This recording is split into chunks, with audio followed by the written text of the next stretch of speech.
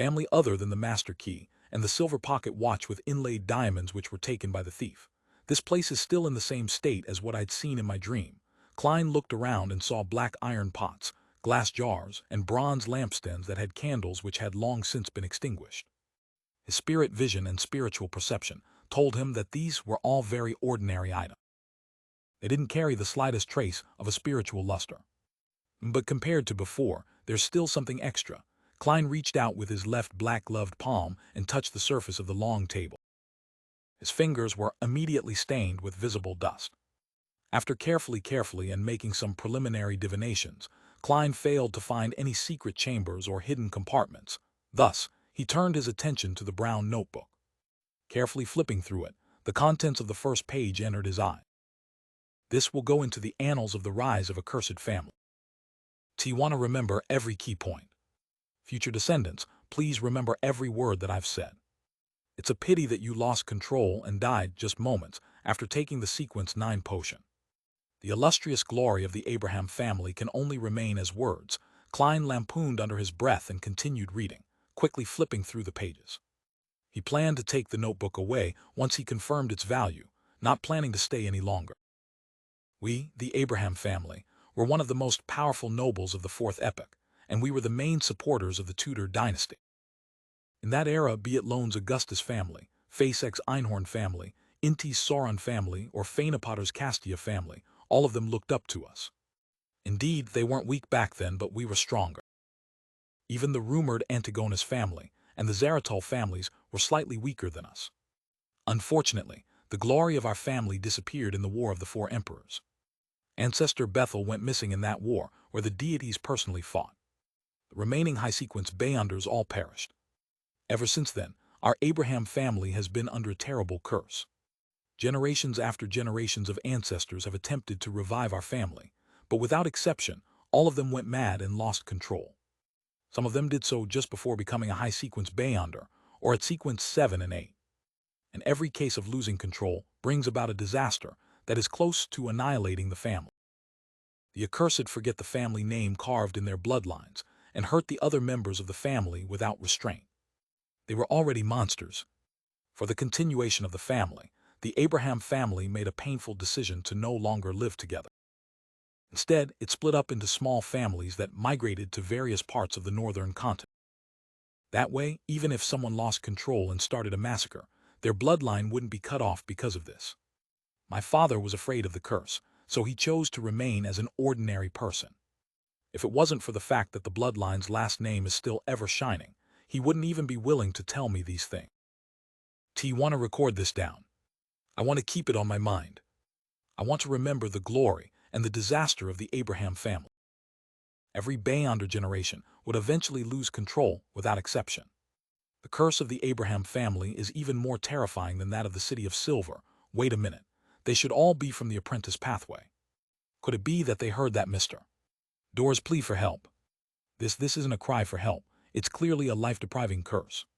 However, according to Miss Magician's description, it isn't because she became an apprentice that she had heard those illusory ravings during the full moon, but because of her use of the bracelet on her wrist. Afterwards, she couldn't escape the ravings regardless of whether she wore it or not. And what's the reason for those Beyonders of the Abraham family? Perhaps the curse has nothing to do with Mr. Door. Well, the notebook mentioned that the ancestor of the Abraham family, Bethel Abraham, had disappeared in the War of the Four Emperors. Could he be Mr. Door? He was banished from the real world, lost in the darkness, and left trapped in a storm.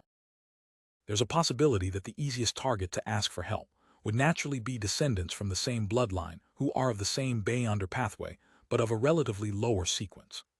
It's a pity that because all the powerful Beyonders had perished, his shouts only bring about a curse on the family that has lasted for more than 1,000 years, almost causing the whole Abraham family to disappear. Is this the reason why Mr. Door is so aware of the history of the fourth epoch and the details of the War of the Four Emperors?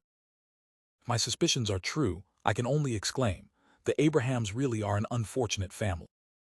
I wonder if the things mentioned by the owner of the notebook were affected by the passage of time of over 1,000 years and the separation of the family, which might result in discrepancies. In the War of the Four Emperors, the deities actually personally participated in battle.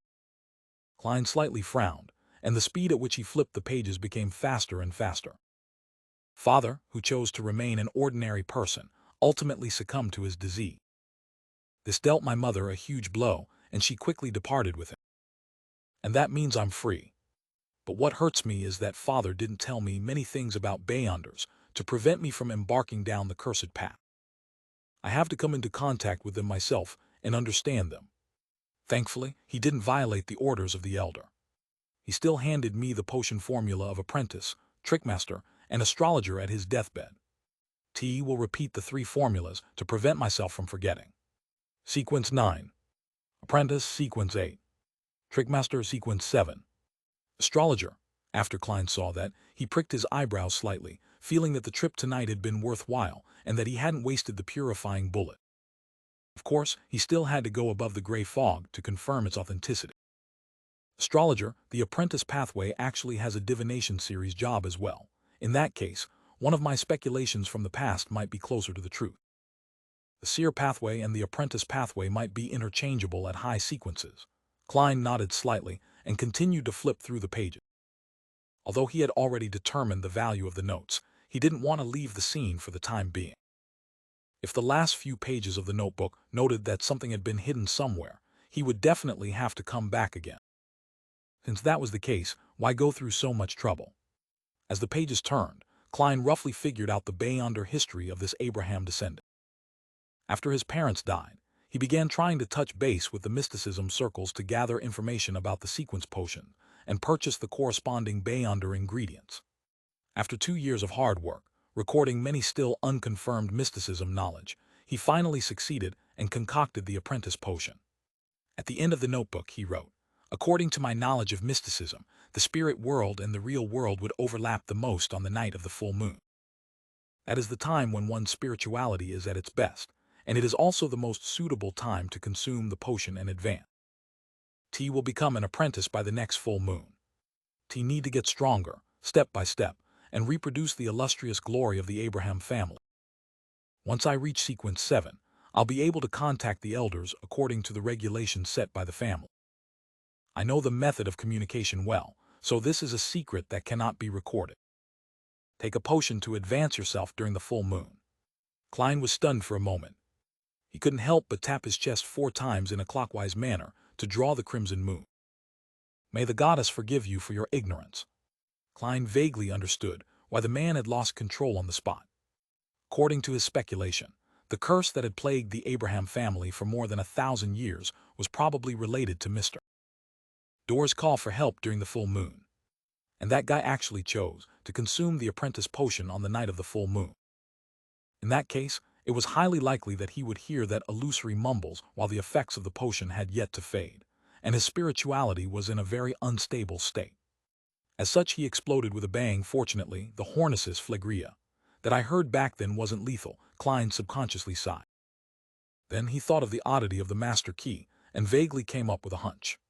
The formation of the master key stems not only from the condensation of an apprentice's Beyonder characteristic, but also from Mr. Door's illusory raving. Thus, the occasional problem of causing the holder to be lost becomes rather dangerous. It often allows the holder to enter inappropriate situations. This can be considered a kind of curse. And taking everything into consideration, Mr. Door being the ancestor of the Abraham family, Bethel, is quite possible. Phew, Klein exhaled when he saw that there was no information about any hidden treasure. He took the brown notebook and left the basement. As he dropped Azek's copper whistle, he retraced the same path he took to get there. When he reached the balcony, he raised his left hand and snapped his finger. The scattered matches on the stairs lit up with a crimson light. They soon extinguished, leaving only minor burn marks. After taking a detour to East Borough to get rid of his disguise, Klein returned to Mince Street before midnight. He went above the gray fog and used spirit dowsing to confirm the authenticity of the 3 formulas. Soon after, he tried to conjure the fake world opposite him on the modeled long table. Klein was about to manipulate him when he suddenly raised his hand and smacked his forehead. "I almost forgot. I brought the all-black eye back to the real world. After going through the trouble, he made the world appear in the majestic palace and changed the surroundings to look like that of an ordinary room. Then he made the world pose piously as he said with a hoarse voice, "The fool that doesn't belong to this era. Please tell Miss Magician that I've already obtained the Trickmaster Potion formula. I hope that she can exchange it for items in the Sun domain, which are good at purification and exorcism. If the value isn't equal, then I'm willing to make up for it with additional gold pounds." After manipulating the world, Klein turned the scene into a ball of light and transmitted it to the crimson star representing the magician. He clearly remembered that during the last time Miss Zio had found someone to purify and exorcise her, Miss Magician had also been present. Missing person first flipped through the calendar on her desk and used a pen to mark the date of the upcoming full moon. She had decided that, as soon as she heard that horrible, illusory raving, she would chant the name of the fool and pass the painful minutes above the gray fog. Life is truly filled with things to look forward to. She closed the novel in her hands, ready to turn off the iron grill gas lamp that was set into the wall. At that moment, a flash appeared in front of For's eyes. She saw the boundless gray fog and a lofty figure that resided in a majestic ancient palace, as well as a man who was praying devoutly. When the voice reached her ears, she almost jumped, feeling both alarmed and joyful. The Trickmaster formula that I've been arduously searching for all these years has been found just like that. I participated in so many different Beyonder gatherings and failed to find any clues to the Trickmaster formula. Yet, it has been found just like that. And not even a week has passed since I made the request. This is the Tarot Club. As expected, it's not something ordinary Beyonder gatherings can compare with. For sighed with emotion and endured her excitement and joy as she cautiously responded, "Mr. Fool, is that formula authentic?" "Yes." The fool, who was sitting on the high-backed chair and looking down, replied calmly. For suddenly clenched her fist and secretly pumped it by her waist twice. Almost without any hesitation, she asked, "That was Mr. World, right? Please tell him that I will find what he needs as soon as possible." When the gray fog dissipated and everything was over, Forbes remained stunned for 2 seconds. She couldn't suppress her excitement as she stood up to pace back and forth in her room. The Sun's domain, items that are good at purification and exorcism, I encountered them only twice in the past. But they were bought by others. They might not be willing to offer them again. Yes, back at Mr. A's gathering, Zio had hired a devotee of the eternal blazing sun to perform a purification and exorcism ritual. He's at least sequence 7, and he should have the relevant item. Or perhaps he grasps key clues to them. I just wonder how much it'll cost. Although Mr. World promises to pay the difference, I might not be able to come up with the amount needed for the initial payment. For's thoughts gradually shifted to her financial situation. She now had £370 in cash, mainly earned from what Viscount Glaint had paid for the apothecary formula. She also had £510 in her bank account, which added up to nearly £900. As for something similar, it can go as high as £2,000, while the cheapest might cost from £500 to £600. Yet, it might not necessarily be the kind of item that Mr. World needs. What if I run into a suitable item but don't have enough money? Get a loan from the bank, or a loan from an usury with a higher interest rate. As long as all goes well, then when Mr. World pays the difference, my debt will easily be repaid. Maybe I could borrow from Miss Audrey for a few days. She usually never cares about money, so she will definitely not collect any interest. Force quickly came up with a solution. Just then, Zio, who had gone to somewhere secluded at night to practice her combat skills, returned to their rented 2-bedroom apartment. Seeing that the lights were still on in her room, she knocked on the door and asked, "Are you pulling an all-nighter to write the beginning of your new book? Force, you seem really happy. Did the publisher increase your rates?" No. Force was slightly taken aback before she forced a smile.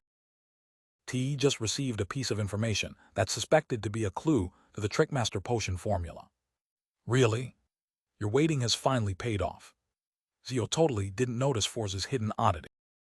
Seeing her good friend so happy for her, Force couldn't help but sigh to herself.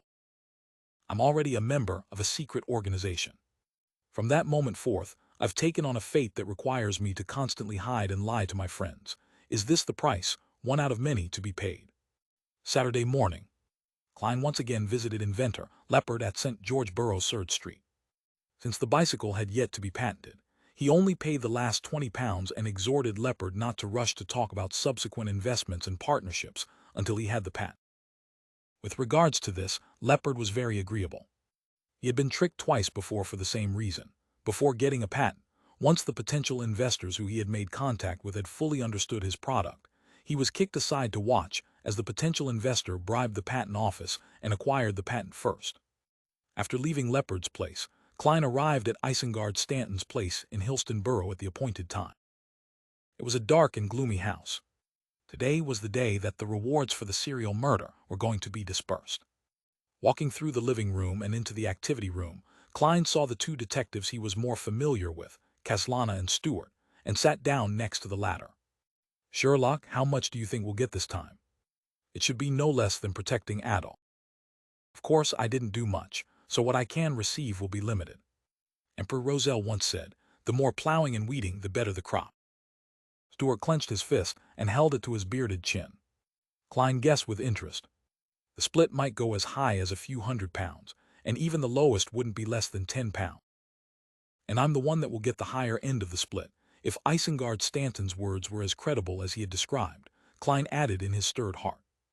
At that moment, a white-shirted, brown-vested Isengard, with white hair at his temples and a thinly contoured face, entered the activity room while carrying his signature pipe. As the fireplace burned, he sat down in a reclining chair and said with a smile, "Ladies and gentlemen, T just got back from the Backland police station. They acknowledged our contribution, and they think we've been instrumental in cracking the case. Although we didn't participate in the subsequent capture, we can still obtain half the bounty. In other words, we'll split £1,000 in cash. This is considered quite a handsome bounty, even in Backland. A single detective has to have zero expenses, not eating or drinking, and even resorting to sleeping on the streets for 4 or 5 years to amass this amount." The atmosphere in the living room immediately became relaxed. Everyone was filled with anticipation about the reward they would receive. Even Klein was no exception, as he guessed the amount Isengard would give him. "It should be at least £100, right?" he whispered silently. Isengard took a puff on his pipe, narrowed his eyes, and said in a satisfied tone, "Everyone, thank you for your trust in me. I will now do the splitting." The biggest contributor this time was Detective Sherlock Moriarty. The ideas and train of thoughts that he provided us had allowed us to find more clues and put us on the right track. He's a genuine expert at deduction. Ma'am Caslana can bear testament to this. I still have a few letters from Detective Moriarty, and anyone in doubt can take a look. That's very fair. He actually didn't list himself as the biggest contributor. Klein turned to the great detective, Isengard Stanton, and viewed him in a different light. It's no wonder that he has such authority in the detective circle. Seeing that there were no objections, Isengard nodded and said, "I declare that Detective Sherlock Moriarty will be awarded £300. Immediately, the detectives in the activity room broke out into whispers. From time to time, they looked up at Klein, as if they finally recognized this brilliant detective whom Mr. Stanton had praised as an expert at deduction. What a generous man, a just man. Klein grinned and ultimately didn't act modestly. In second place were Isengard himself and Caslana, who each received £160, while the rest of the detectives split the remaining £380 depending on their respective contribution. Even the lowest received £15, equivalent to 3 or 4 weeks of their usual earning. This was the benefit of handling a major case with a high bounty. Stewart, who had received £40, was very pleased because he felt that he had only done 2 days of observation. Furthermore, the subject he observed ended up not being the final confirmed suspect. Of course, he also had to pay a portion of the £40.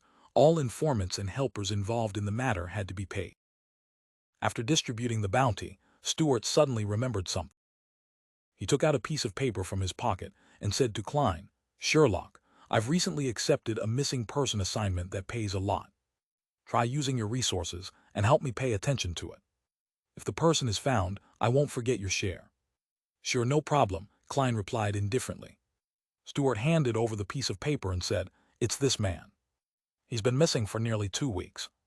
As he's involved in some improper conduct or might even border on committing a crime, the client doesn't wish for us to seek the police's help." Klein nodded slightly and unfolded the paper. He saw a black and white photo that was made through lithography. It was a man with hair that was combed back in a slanted fashion, and there was a certain elegance in his propriety. He was about 27 or 28 years old. He had a handsome appearance, but there was an undisguised air of arrogance between his eyes. His nose was high, and his lips were thin. "Right, his name is," Stewart recalled and said, "Emlyn White." Emlyn White. Klein suddenly turned his head to look at Stewart. Isn't that the name of the vampire who's imprisoned in the basement by Father Otravsky?" In Duke Negan's mansion, Audrey, who had been invited to a tea party, was listening to her mother and Duchess Della chatting about nobility matters with a slightly bored expression on her face. Her eyes swept across the three-layered rack, the uniquely styled muffins, cake, and other delicious tidbits. She felt that she had been indulging herself recently, so she lightly picked up her cup and sipped the black tea. After a while, she got up apologetically and, accompanied by the maid, went to the bathroom. As soon as she came out, she met a tall, middle-aged woman with slender eyebrows and a graceful appearance. It was Duchess Della's younger sister, the wife of a hereditary Viscount, Lady Norma. After exchanging the formalities, Norma looked at Audrey and said with a chuckle, "I heard that our beautiful young lady is very interested in mysticism." She mentioned mysticism. Could it be that someone from the psychology alchemists is here to test me? Audrey instantly entered her state as a telepathist. A little embarrassed, she lowered her head and replied, "Yes." Klein, after hearing Audrey's affirmation, Lady Norma laughed. "What an honest child. He happened to know some experts in mysticism who are very knowledgeable. Would you like to chat with them?" "Definitely. That's exactly what I want." Praise the lady. Feigning surprise, Audrey drew a crimson moon on her chest. With a smile on her face, Madame Norma nodded slightly and said, "How about we have our afternoon tea together tomorrow?" "No problem." Audrey's excited eyes held a little innocent. After she bade Lady Norma farewell and headed for the living room, her smile gradually settled as her bearing turned composed and relaxed. The detailed changes in her body language, the color of her emotions, and the changes in her body of heart and mind that were reflected superficially, they all imply that she holds no ill intentions, but she was rather nervous. It seems like Lady Norma might really be a member of the psychology alchemists. She had been observing my expression and actions, but she couldn't adjust or hide her emotion. Maybe she's like Susie, a spectator, but unfortunately she didn't know that the person in front of her is a telepathist, Audrey thought, feeling both perturbed and proud. She couldn't help but let her feet gracefully walk in a straight line, with one foot taking the place of the other. The house of Isengard Stanton, situated in Hillston Borough. Klein's lips quivered a few times, but in the end, he didn't ask Stewart who his employer was or what he looked like. He decided not to get involved in matters involving Emlyn White as best as he could. Although based on Emlyn's words, he was a law-abiding vampire, but that was only limited to his claims. There were still too many gaps about his earlier life for Klein to be sure that he had not harmed the innocent.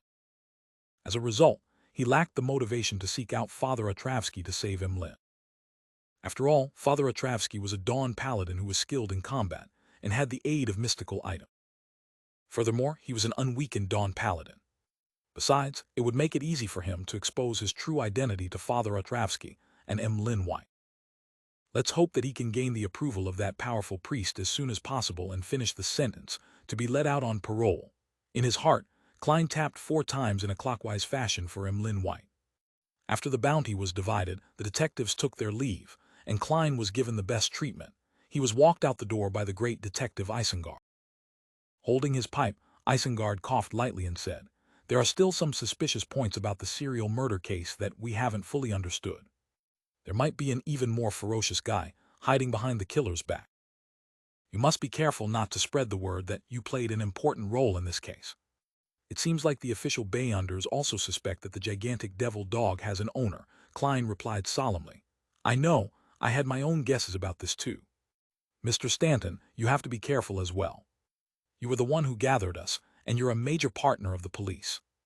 Isengard put the pipe into his mouth, then he took it out and said, "Sherlock, I guess PLL call you Sherlock. You can rest assured that, although I'm no longer young, I'm still an outstanding fighter, an excellent marksman with an instinctive vigilance. Furthermore, you have a high probability of being a Bayunder not from the low sequences. I just wonder which pathway you belong to." Klein thought for a moment and said, "Mr. Stanton, you don't seem to be a native from Backlund. Your accent is closer to that of Civilau." "Yes, just like your Midseashire accent," Isengard admitted frankly. The two detectives smiled at each other, as an acknowledgement of the other's observational ability. Klein returned to 15 Mince Street before nightfall. Well, I now have 1,224 pounds in notes, plus 5 gold coins, and a small amount of change. This is quite a considerable amount compared to how much I had when I first came to Back. However, sequence 6 Bayonder ingredients will cost at least 1,500 a pop. Sometimes, because they're scarce and rare, the price might even increase severalfold. And Bayonders who can obtain such items usually aren't low in sequence. They wouldn't misjudge its value and sell it at a low price. It's quite impossible to pick it up at bargain prices, although the lady with the artisan behind her is very eager for the Dark Emperor potion formulas. She has to consider the progress of her advancement. For her to only be at sequence 9, it's quite impossible for her to spend a large amount of money to buy the formulas up to sequence 6 in advance. Unless she's filthy rich, well, you can't always be so exploitative. While in thought, Klein was in no hurry to prepare dinner. Instead, he went back to his bedroom, drew the curtains, and went above the gray fog. He had an idea that he needed to verify. Sitting in the fool's seat, he stretched out his hand and picked up the unadorned brass master key. Based on the notebook he read last night from an Abraham descendant, he guessed that the man had lost control on the spot because of his choice of advancing during the full moon.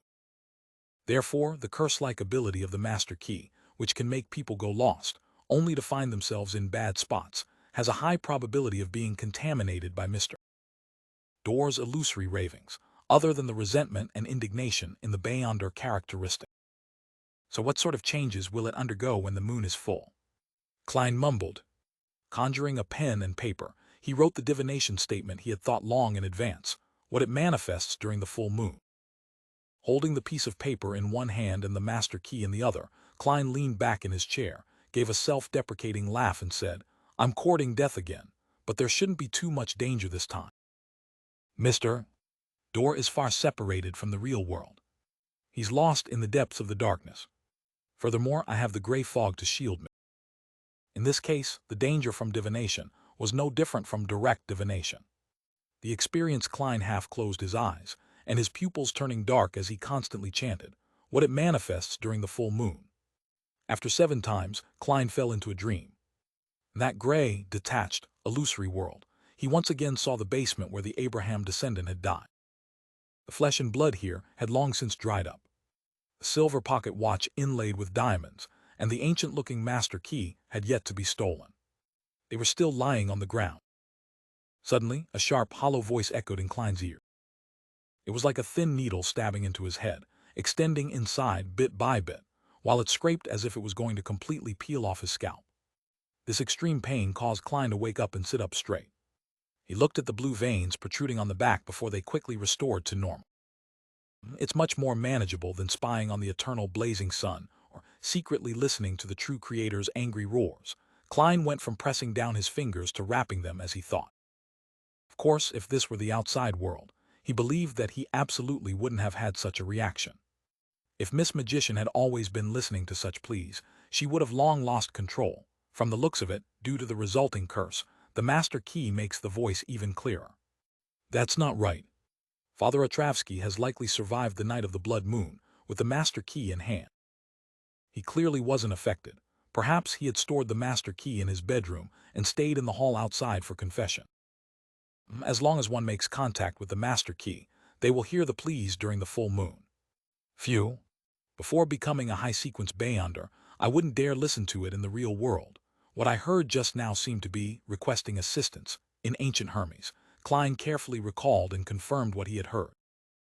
With regards to this, the only thing he could do was twitch the corner of his mouth. He didn't know whether to laugh or cry. This is really a death-styled plea in the true meaning of the phrase. It's a pity. If only we could make those people from the Rose School of Thought hear Mr. Door's plea for help on the night of the full moon. With their already cold, warped personalities, they would definitely explode one after the another. After carefully considering if there was any way to achieve this goal, Klein returned to the real world, and according to his plan, he enjoyed dinner, changed his clothes, and left the house. He made 2 transfers and arrived outside the Bravehearts bar. He only circled it once without ordering any alcohol before leaving. While doing so, he noticed that Kaspar's was back again. After walking a block, Klein specially got on a rental carriage and made the driver head to Sherwood Borough. An illusory figure appeared in front of him just as the horse moved forward. It was Miss Sharon, wearing a long black regal dress. "Are you done with your preparations?" Sharon asked coldly. The soft black cap on her head was firmly pressed against her light blonde hair. Coupled with her pale face, her exquisite facial features gave her the beauty of a doll. Klein answered frankly, "Not yet. TM's still waiting for an item." Sharon said with unperturbed blue eyes, "I've prepared a mystical item. That's why you took the mission of being a 3-day bodyguard for £1,000. Back then the item caught your eyes, but you lacked the money." Klein smiled in enlightenment. "Don't be anxious. The more prepared we are, the greater the chance of success. Furthermore, I can usually use a mystical item from the Sun domain to make up for my shortcomings," Klein added in his heart. Seeing that Sharon had stopped talking, he said, "I came here today to get you guys to help me in an experiment." "What is it?" Sharon asked simply. Klein said with a serious and trustworthy expression, "According to Marek's description, I think your curses are different. During the full moon, he has to endure the crazy desire for bloodlust which makes him unable to fight. As for you, you would enter a weakened state if you do not absorb the souls of humans." "Is that right?" Sharon listened quietly and nodded. "Yes. You don't have any solution to your problem at the moment, but I think it's still possible to suppress Marek's problem temporarily. For example, taking appropriate medicine and letting him be in a state where he doesn't have any emotion. That way, during that time, he won't be in pain and he will be able to participate in the battle." Klein expressed his thoughts. Sharon shook her head and said, "It doesn't work. Such medicine is no longer effective against him." "No longer?" In other words, it had worked before. Klein thoughtfully asked why. He had injected too much in the past. Even if he changed types, it'll only be effective for the first 3 to 4 times. "We're unable to find any new types," Sharon said, suddenly turning silent as though remembering something. Hearing her words, Klein immediately smiled. "Have a different kind of sedative here from that apothecary." Seeing that Sharon didn't say that this sedative was ineffective, he clasped his hands and continued, "T'll give you one and let Marek try it during the full moon. It's going to be a full moon tomorrow night. If it's effective, let him drink 2 or even 3 in one go before the battle. As for whether he would develop a resistance to the same medicine in the future, that's not something that needs to be considered right now," Klein thought calmly. Sharon took the sedative that was stored in a glass tube, looked at the liquid that looked pure, and lightly nodded. "All right." As expected of someone who doesn't waste her breath, Klein smiled and said, "Miss Sharon, can you tell me the candidate locations for the battleground that you've decided on? I wish to familiarize myself with the surroundings in the next few days. This way, no matter where you ultimately choose, my preparations would be more than sufficient. And since they have the right to choose the location of the final battle, they won't worry about the possibility of me informing the authorities or any other Beyonder who might try to take advantage of the situation. Of course, if she really doesn't trust me, she could try another notarization," Klein thought quietly. Sharon stared at him for a few seconds with her blue eyes before saying, "Prepare a map of Backland when you're back. Leave it on the coffee table." "No problem. I hope that this cooperation will not only go smoothly, but also be enjoyable." Klein habitually leaned forward to shake hands. Sharon lowered her head to take a look, and her figure gradually faded into the air. Klein continued his motion and raised his right hand to smooth his black hair, laughing dryly in the process. He had asked for the location of the battleground ahead of time, not only to prepare for the mission, but also to be on guard against Sharon and Marek. Although their philosophy was to suppress and restrain their desires, and it was unlikely they wouldn't kick someone to the curb when they'd outlived their usefulness. Klein couldn't be sure that Wraith Steve, Zombie Jason, and Werewolf Tyre didn't have what they had abnormally desired. If there really was a treasure that would cause any ordinary Beyonder to have strong malicious intent, Klein really couldn't guarantee that the 2 mutants would be able to control themselves. Therefore, he had to figure out the environment in advance and prepare an escape route in the event that they wished to silence him. It wasn't that Klein didn't trust Sharon, who he had went through life and death with, but it was the most basic form of self-protection. One shouldn't have the heart to harm others, but one must be vigilant so as to not be harmed. Klein turned his head to look out the window and sighed inwardly in Chinese. One gas lamp after another kept being left behind as the carriage went forward. The streets became more spacious and cleaner, and it took him more than half an hour to get back to Minsk Street. It's really expensive taking a carriage at this time. Klein looked up at the nearly black sky and the red moon that seemed to barely pierce through the clouds. He walked on for a while, and suddenly he saw that the house of Lawyer Jurgen was dark. Pulling out his gold pocket watch, he pressed it open and glanced at it. With a chuckle, Klein detoured to Jurgen's door and used the key that he had been given to open it. At that moment, Brody the black cat was already quietly sitting behind the door, staring at the visitor with his pair of dark, round green eyes. The room was dark and silent, bleak and lonely.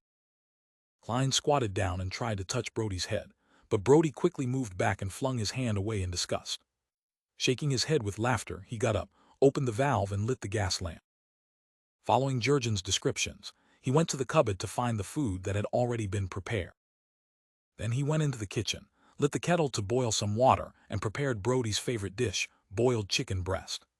The black cat followed him in, and with an agile leap it reached the counter. It sat beside him and watched him without making a fuss. Klein glanced at it, rehearsing the shredding of chicken breast in his mind while he chatted with Brody. "You must miss Mrs. Doris, right?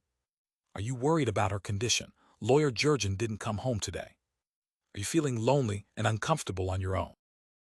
You feel like you lack a sense of belonging and are exhausted." As he spoke, Klein's voice slowly faded into silence. Brody the black cat remained sitting there, quietly watching him. It didn't make any noise, nor did it cry out. Audrey was invited to tea at Lady Norma's house. These are the mysticism experts that I mentioned. Lady Norma introduced the distinguished guests warmly. "This is Mr. Hilbert Alucard, a psychologist and a jewelry designer. He's very talented. This is Miss Escalante Oslick. She's a doctor for mental health, what we usually call a psychiatrist." Hilbert Alucard was a man in his 40s. He looked to be of southern continent descent, and his skin was brown. His brown hair, blue eyes, and facial features weren't particularly outstanding. He gave off a silent and reserved feeling. Escalante Oslica was a baby-faced lady who looked like a young girl studying at a public or grammar school, even though she was already a psychiatrist. She was 3 or 4 centimeters shorter than Audrey, and she had long raven black hair that reached her waist and a pair of lake blue eyes. Audrey exchanged a few pleasantries with him, then she sat down, keenly aware that Alucard and Escalante were observing her. She didn't use her telepathist abilities, and she pretended to know nothing. While initiating topics in the field of mysticism, she constantly paid attention to her emotions, ensuring that they were in the most logical state. "I can't let them find out that I'm already a Beyonder, and that I have already taken the spectator and telepathist potions." Audrey knew exactly what role she was to play today. Unlike the silent Alucard, Escalante was quite a conversationalist. After a few rounds of exchanges, she asked, "Do you know about major years and major months?" "No, I haven't heard of those," Audrey cautiously answered, using only the knowledge she had obtained from her interaction with mysticism enthusiasts. "In fact, I've already learned from Mr. Hanged Man what a major year and major month is," she added with a smile in her heart. A major year refers to the number of years it takes for the planet to deviate from its axis, totaling 25,920 years. In the field of mysticism, this is considered a complete cycle that goes from the beginning to the end. A major month refers to the number of years it takes for this deviation to pass through one of the 12 constellations. Each major month represents 2,160 years. During the transition of major months, terrible disasters will occur. And according to calculations, we aren't too many years away from the end of the current major moon. Escalante spoke with confidence, keeping the atmosphere harmonious. Audrey hid the fact that she knew a lot. She asked the wrong questions from time to time in a curious tone. With this, time passed quickly. At the end of tea time, Alucard and Escalante stood up at the same time to take their leave, leaving Lady Norma's house. This caused Audrey to be rather disappointed. She imagined that they would eventually hint at the matter regarding the psychology alchemists, but in the end, they didn't say anything. Yes, as a secret organization that cannot be exposed, the examination of candidates can't be that simple and direct. From the looks of it, they will need to interact with me a few times and observe me in secret before they decide whether or not they want to reveal information to me and recruit me into the organization. That's good too. I can report this to Mr. Fool. Audrey quickly understood the underlying reasons. She then took her leave, and Lady Norma walked her to the door, smiled, and said, "Audrey, I see that you're also interested in psychology. Why not consider being a psychiatrist before you get married? Count Hall and his wife are followers of the goddess. They should be able to support you in doing such thing." Among aristocrats, unless there was a financial crisis or other special situations, coming to an agreement on marriage required a long process. Only after careful consideration and comparisons would they be able to make a decision. This was because this wasn't only a matter between two youngsters, but it also involved the alliance and mutual assistance of the two families. Therefore, although aristocratic women were able to officially enter social events under the direction of the Queen after the age of 18, proclaiming their adulthood and consideration for marriage, they often started a family after the age of 26 according to statistics. Similarly, the average age of a male aristocrat's entry into politics for the first time was 28.5 years. In other words, Audrey would have about 8 years to do what she liked after she reached adulthood. The Church of the Evernight Goddess had always encouraged female believers to go out to work and engage in certain occupations. In the aristocratic circles, many young ladies and women became literary critics, musicians, pianists, painters, etc. Is this a test? Audrey smiled faintly and replied, "I will need to read more books in that case." Actually, she had always felt that it wasn't too safe for the members of the psychology alchemists to become psychologists or psychiatrists because the upper echelons of the official organization, such as the Nighthawks and the mandated Punishers, likely knew of the acting method. Therefore, they would definitely pay more attention to this group of people. Lady Norma seemed pleased with her answer and nodded with a smile. "Escalante and Alucard are both good teachers. Well, maybe I could consider asking Miss Escalante to be my home tutor on psychology." Audrey nodded obediently. When Klein got up on the early Sunday morning, he found that the map of Backland on the coffee table in the living room had been circled in several places, and they weren't too far apart. Therefore, he spent the rest of the morning carefully familiarizing himself with the surroundings, figuring out exactly where the buildings were located and where the nearest cathedral was. In the afternoon, having time to spare again, he went to the Quelog Club to practice his shooting and Beyonder powers.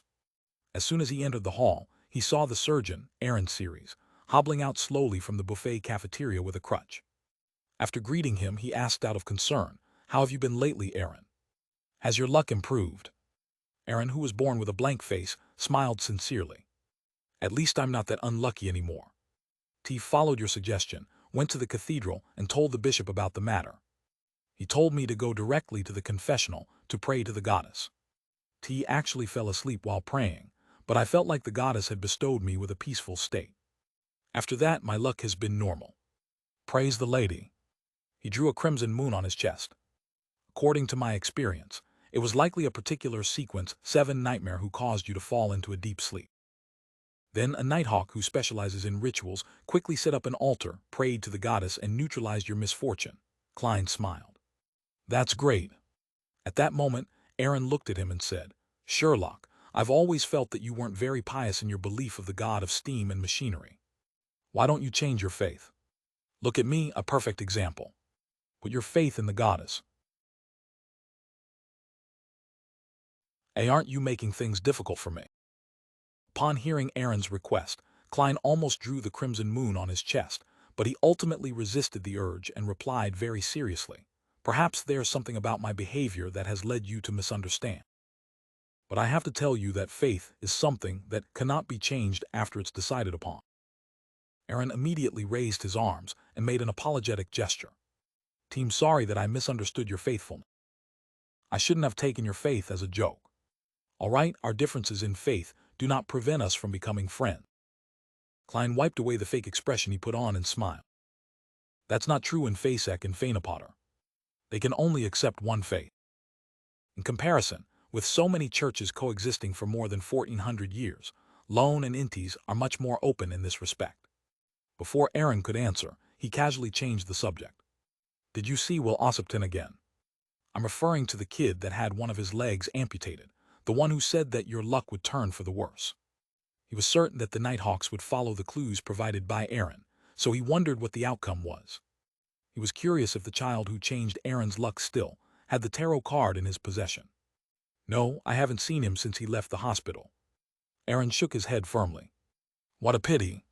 The Nighthawks can find his address according to the hospital's records, and it's not convenient for me to be involved, of course. The child might have moved away long ago. After a brief exchange with Aaron, Klein decided to head for the underground shooting range, familiarizing himself with his free revolver with ordinary bullets. At this moment, two more acquaintances came in. One was a member of the National Atmospheric Pollution Council, Coim Company shareholder, Ma'am Mary, and the other was Klein's landlord, Stellan Sam. They were all wearing relatively light skirts, making them look much younger. According to the rules of the club, each member could only bring in one additional person. Therefore, Mary's maid and her bodyguard were left in the reception hall. Klein politely greeted them and praised them out of courtesy. Ladies, you two are as beautiful as ever today, and yet there is a beauty that's different from your usual beauty. Having come into contact with a lot of important figures recently, Mary smiled and said, Roselle said that exercise is a necessity of life, and Stellan is always at home, dealing with trivial matters. Even when she's out, she would be participating in parties and listening to opera. Her health is much worse than it used to be, so I brought her here to play tennis and squash. With her high cheekbones, she looked around and saw a member of the House of Commons and two other members of Parliament of the Greater Backland area. She then turned to Stellan and said, I see someone I know. Excuse me while I head over to greet them. You can wait for me at the library. All right. Compared to Mary, Stellan was clearly much prettier, but towards this lady, she seemed very respectful and docile. After Mary had gone some distance away, she slightly raised her chin, looked at Klein and asked, Mr. Moriarty, you seem very busy these days. Yes, I was working with a lot of detectives to help the police investigate the serial murder case. You made a certain contribution and received quite a sizable reward, Klein answered truthfully. Stellan covered her mouth with her hand. Really? What did the murder look like? Why did he kill those ladies? The newspapers had been very vague. Team, sorry, I have to comply with the confidentiality clause. Klein deftly made up an excuse. It's not like I can tell you that it had a body of black fur, a smooth, glistening tail, and that it likes to run on all fours, Klein lampooned inwardly. Stellan nodded regretfully, and then she asked curiously, so how much did you get? TT was split among quite a number of us. Klein didn't answer directly. Was there 50 pounds? Stellan pressed. Yes. Klein nodded honestly. Stellan Sammer smiled. You earn a lot more than I imagined. You really are a capable detective. No, it might take years to come across such a case. Klein smiled and shook his head. No matter what, you have proven your ability. Stellan's eyes looked like they were thinking as she said, Next Sunday, Luke and I will be hosting a party at home. I hope you can come. Sorry. I was very presumptuous. I'll have my maid send the invitation to you. Heh, there will be a lot of unmarried ladies at the party, and their fathers or mothers will have decent jobs, and their families will earn more than 200 pounds a year. Some of them have part-time jobs that they can do at home, such as being a typist. They're all very excellent women. This is a blind date party. Mrs. Stellan has approved of my ability to make money as a detective, so she plans on introducing me to a girl. But in her eyes, am I only fit to be with a woman at that level? Many thoughts flashed through Klein's mind, but after considering the need to maintain their neighborly friendliness and the trouble of preparing his own dinner, he agreed with a smile. TF all goes well, PLL be there on time. Stellan smiled and said, Then Luke and I will be awaiting your visit. She left without another word and entered the small library of the club, while Klein proceeded to practice his shooting and bay-under powers in the small, enclosed shooting range. At 9 o'clock at night, Klein was sitting at his desk, watching as the crimson moon gradually pierced through the clouds, revealing a full body. The water-like, light red veil slowly spread out, and time passed by the minute. When it was 10:15, he heard illusory pleas that seemed layered. Klein easily guessed that it was from Miss Magician. Closing the curtains, he switched off the lights, took 4 steps counterclockwise and went above the gray mist. There he reached out to touch the shrinking and expanding crimson star. In a split second, the hazy figure of Fours appeared on the chair with the symbol of a layered door. She let out a sigh of relief, stood up and bowed. Honorable Mr. Fool, you have saved me once again. That's not something to worry about, Klein replied in a very light, casual tone. Fours was left speechless and sat down again. She was considering what had just happened, so she didn't say anything. As for Klein, He didn't take the initiative to bring up any subjects in order to maintain his image. Within the towering palace, which looked like a giant's residence, the silence quickly transformed into the main theme. When Forrest snapped back to her senses, she suddenly felt that this atmosphere was a little oppressive and uncomfortable. During the gathering, there's still Miss Justice, Mr. World, and company. There was no need to worry about complete silence, but now there's only Mr. Fool and me. What should I do? This pressure is stifling. I need to say something, I have to. I can't just sit here like an idiot, that's Mr. Fool. He certainly wouldn't care about anything, but I'm so nervous and restricted. Or suddenly felt as though she had found herself alone with her boss when she first entered the workforce. Although Klein wasn't a spectator, he could clearly see Miss Magician's restraint and uneasiness. He smiled and said, "Maybe you can tell me how you became a Bayon. For example, how you obtained the apprentice formula and that bracelet." Klein silently added the real question he was trying to get by. Forrest relaxed a little and recalled. That was almost 3 years ago. I just graduated from Backland Medical School. With my father's help, I entered a private clinic with pretty good benefits. My father had already settled down in East Balam back then. Ever since the safe sea route to the southern continent was discovered, the outstanding youth of the kingdom started spreading their footprints to every corner of the land. My father, as a low-level military officer, went to East Balam to chase after wealth and power. My mother and I were left behind in Backland to live like widows. It would take months before a distant letter sent by boat would arrive. This situation isn't uncommon in the kingdom. I knew an old gentleman who had 5 children, but they were either in the archipelago, Western Balam, the Paz Valley, or the Hajenti Plains. They have their own career, their own family, and their own wealth, but they've forgotten that there is a father waiting for their return all this time. When I was in grammar school, my mother fell seriously ill. I had no choice but to helplessly watch her die on the hospital bed, and it took my father a month to answer my letter, telling me that he had a new family and a new life in East Balam. He gave me all his property in Backland, plus some money. I think he felt a little guilty. As a best-selling novel writer, Forrest had mastered the art of rambling. Since Klein had nothing to do, he listened quietly without interrupting. Phew. Forrest exhaled and continued. Anyway, my father introduced me to Yosifov Clinic through the Veterans Club. The salary there was really good, and I was doing pretty well, but I was a little anxious about the future. Hence, I worked hard to learn from the senior doctors, and worked hard to save money, until I met an old lady who came to see me regularly.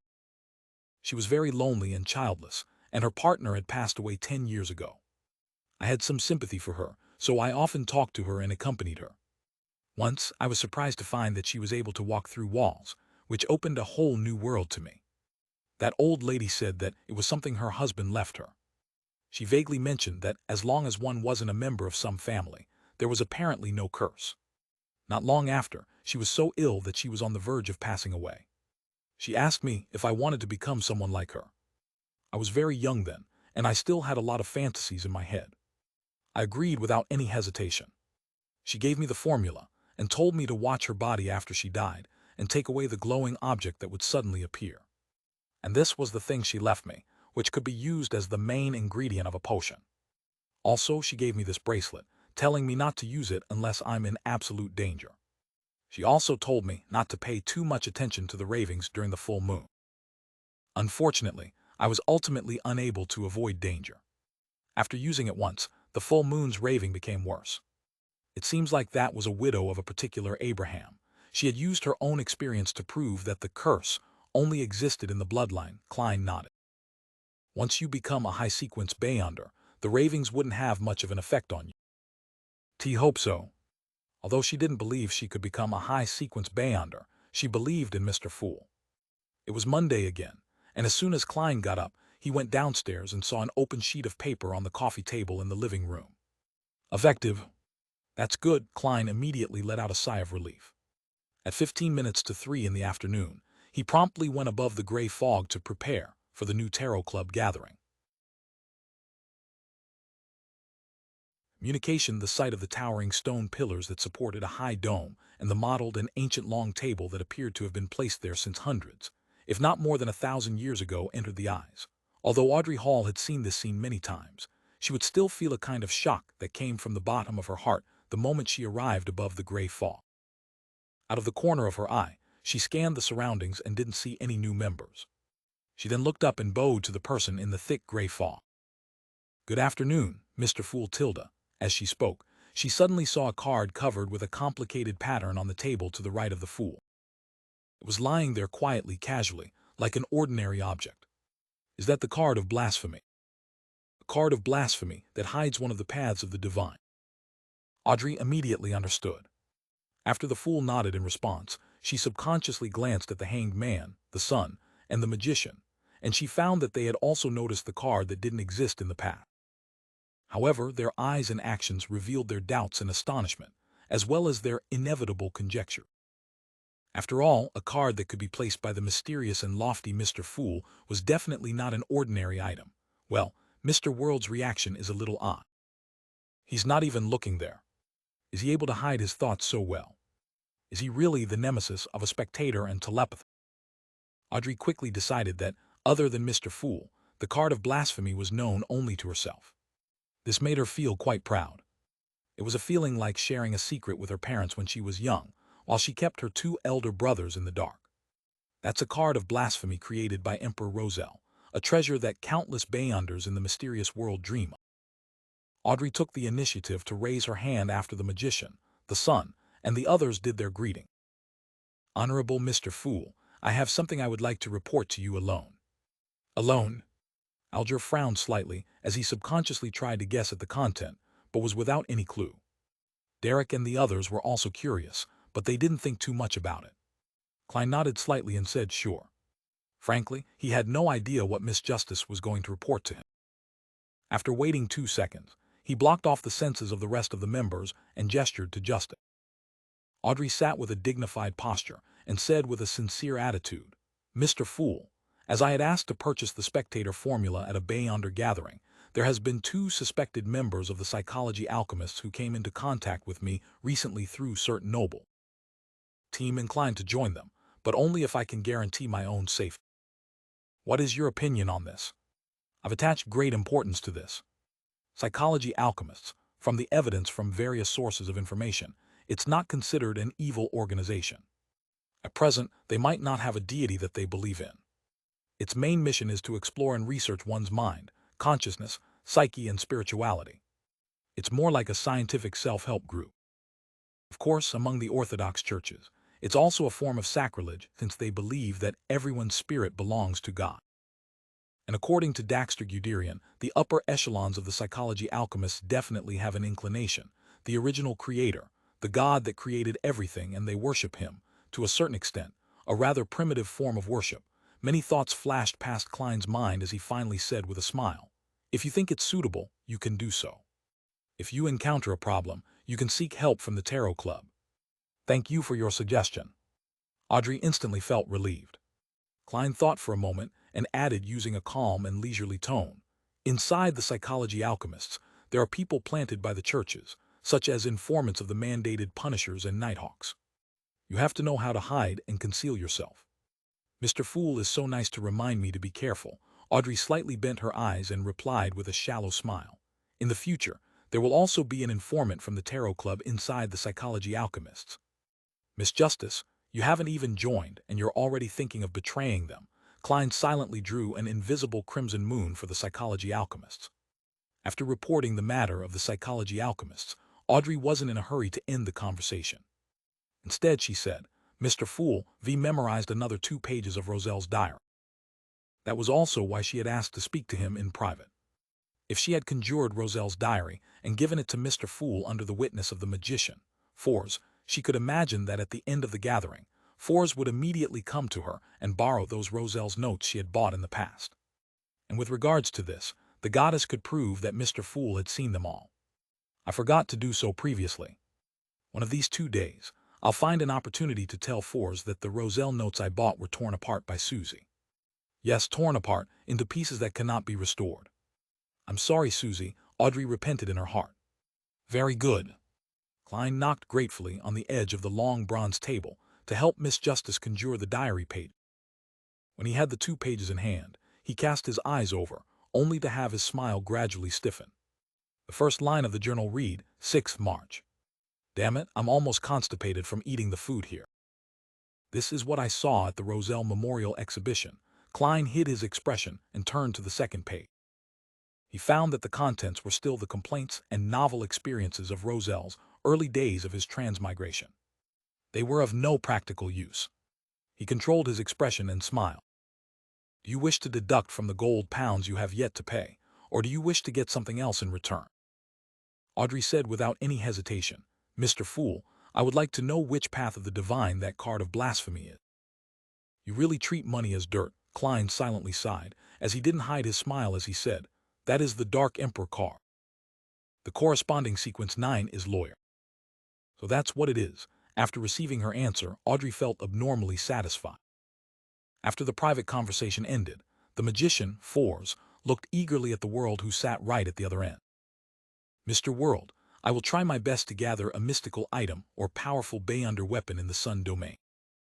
What kind of deal did you two make in private? Despite feeling very familiar with Fours, Audrey wasn't aware of this, so she couldn't help but ask. Fours let out a sigh and said, Mr. World has helped me find the formula to Trickmaster. Mr. World sure is capable at finding formulas. Does he have extensive and reliable resources and connections in this field? Audrey listened in surprise. The hanged man, Alger, concealed his solemn expression, once again reevaluating the world and raising his assessment of him. As for Derek, he felt rather expectant. He hoped that after he finished digesting the light supplement potion, Mr. World would be able to easily find for him the formula for Sequence 7, Solar High Priest. The World laughed hoarsely when faced with the numerous gazes that were staring at it. Miss Magician, before you purchase it, it's best that you chant Mr. Fool's honorable name and request that he pass the relevant information to me. Yes, I have already sought Mr. Fool's permission, and he has agreed to help us. TF, I'm not satisfied with the items that you have set your eyes on. Perhaps I will consider switching to another request.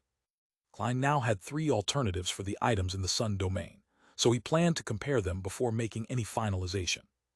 One of them was the brooch which old Mr. Eye of Wisdom had mentioned.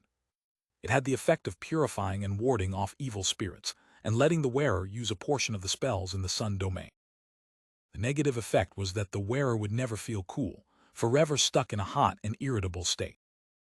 Klein found the mystical item only okay, and since the price could be close to £2,000, he was unable to afford it, even if he had sold the Briber formula. Therefore, he planned to wait a few days. If Miss Magician and the lady with the artisan backing her couldn't find something better, then he would cash out the formula and buy the brooch. Okay, I'll give you the information no later than tomorrow. Fours had confirmed that Mr. A would be hosting a gathering that very night, but she had given herself another day for any unexpected outcome. When the conversation was over, Alger looked around and said, as if he had already prepared a draft, I recently took on an investigative mission. Not sure if you have any relevant leads. In the past 2 to 3 years, many original native tribes in the southern continent have been plundered, and all their people were taken away. In the various colonies on the islands at sea, some slaves have also mysteriously escaped. Such situations have not happened in a long time, since the countries of the northern continent abolished the slave trade. Have you all heard anything that's relevant? His eyes swept over Justice, the Magician, and the World, but he didn't look at the sun. How could a boy trapped in the City of Silver, inside the forsaken land of the gods, know about what was happening outside? Audrey carefully recalled the conversations she had heard at the many noble gatherings, but after a while she said, No, I've never even heard of such a thing. The Magician and the World shook their heads. Is this indicating that slave trading in the black market is flourishing again? Why would they need so many slaves? Klein sat at the end of the long bronze table and thought about the matter suspiciously. Seeing that no one could provide any clues, and how Mr. Fool showed no interest whatsoever by not interrupting, he said without changing his expression, You can attempt to seek out the formula for Wind Blessed. T will provide you with payment that would absolutely be enough to satisfy you. The formula for the Wind Blessed. He's almost done digesting the potion of the seafarer. Klein activated his spirit vision and glanced at the hanged man. Sure enough, he found that the surface layer of his astral projection was not only pure blue like the sea, but it also had slight ripples, as if slowly undulating. If I do the math, it took Mr. Hanged Man nearly 4 months to digest the seafarer potion. He's often at sea. Audrey also made a judgment based on what she had observed. Another point that Forrest paid more attention to was that Mr. Hanged Man was likely a Sequence 7. Amid Sequence Beyonder, she nodded indiscernibly and said to herself. After the Hanged Man finished announcing his mission, Derek raised his hand and said with some apprehension, "I've been assigned to go on a mission. I will be heading to the half-destroyed temple that I mentioned previously in the near future, yes, the one related to the fallen creator. The leader responsible for this operation is Shepherd Elder Lovey. Do you have any suggestions?" Suggestions. My advice is to stay as far away as possible. Upon hearing the son's question, Klein instantly had such an answer in his mind. However, in order to preserve the image of the fool and see what the others would suggest, he remained silent and did not manipulate the world to speak. After a short moment of silence, Alger turned his head to look at the son. He said in a staid and gentle voice, "You have provided too little information, so it's difficult for us to give any useful advice. The only thing we know of regarding that semi-destroyed temple is the presence of the true creator, or in other words, the fallen creator's unique statue. We don't know what else is there, so naturally, we aren't able to make much of an analysis of the situation. Fallen creator is indeed the true creator. To think that there's faith in the true creator in the city of silver where the sun lives. There's even a temple built. The magician Forrest listened with relish and almost wanted to write it down. Just as Audrey waited for the son's description of the strange temple in anticipation. Derek nodded, his eyes looking up for a few seconds before he said, "In addition to the statue, there are also many incomplete murals with terrifying evil spirits lingering around. However, they have already been eliminated by the exploration team led by 2 elders from the 6-member council. I've yet to see those murals with my own eye. It's said that it records the prophecy of the end of days and how the fallen creator will save his believers, as well as the corresponding bloody ritual. In the corner of a certain mural, there are some strange characters that appear to be evolved from Yot. After some deciphering, a few elders believe that they meant Rose Redemption. This might a code name for the original muralist. It might also be the code name of the organization that built the temple and the city. According to the chief's judgment, these murals are at least 1,000 years old. The 1,000 years I'm referring to is the one that you know, but I'm not completely sure. In the city of Silver, we use the frequency of lightning to demarcate our day. It's considered night when the lightning eases up and day when there's plenty of lightning. One cycle is a day, and the 4 seasons only exist in books, so we can't grasp the specific number of days. Only the chief can confirm that. At this point in the son's story, Forrest suspected that she was listening to a fairy tale. A city without the sun, without the red moon, without day and night or changes in the seasons. It sounded unreal no matter how she listened to it. Only fairy tales or novels would make such daring description. And the author has to smoke cannabis and be in a state of psychotic madness in order to create such a city. The first thought that came to her mind after her astonishment was, "I want to use the city of Silver as a blueprint for a novel." However, she soon gave up on this idea, for she didn't know what the city of Silver really implied.